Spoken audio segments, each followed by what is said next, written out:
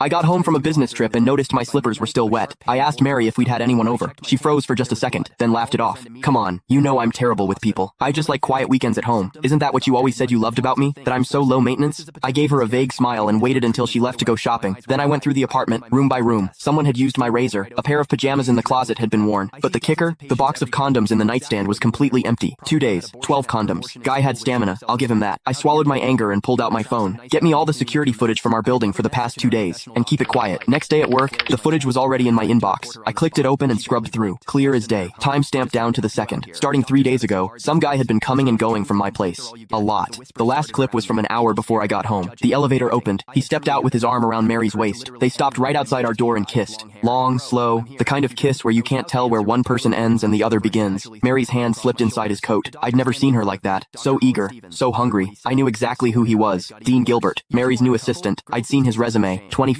Fresh back from some program overseas. 6'1", with the kind of face that gets you places. The video froze on him kissing her neck. I closed the window and leaned back. That's when someone knocked. 2 quick raps. Come in. The door opened, and there he was, Dean Gilbert, in a fitted light gray suit that showed off his height. Every hair in place. His eyes had that cocky confidence you see in young guys mixed with something lazier, almost smug. He was holding a folder. Chairman Dickerson. His voice was all business. President Henson asked me to bring over the year-end bonus list for your signature. He walked to my desk and set the folder down. No small talk. Didn't leave. Just stood there, waiting. Perfect posture. But his eyes drifted past me to the bookshelf like this was just some boring errand. I looked up at him. He didn't flinch. He even smiled, a smile that was hard to read. Normally, when Mary sent stuff like this or had her secretary bring it, I'd glance at the total and sign. She handled HR and finance. I'd always given her free rein. But today, I picked up the folder, opened it. I went through page by page. Bonuses ranged from tens of thousands to a few $100,000, nothing unusual for this year. Then I hit the last page. My hand stopped. Next to Dean Gilbert's name was a long string of numbers. Year end. Bonus. $1 million.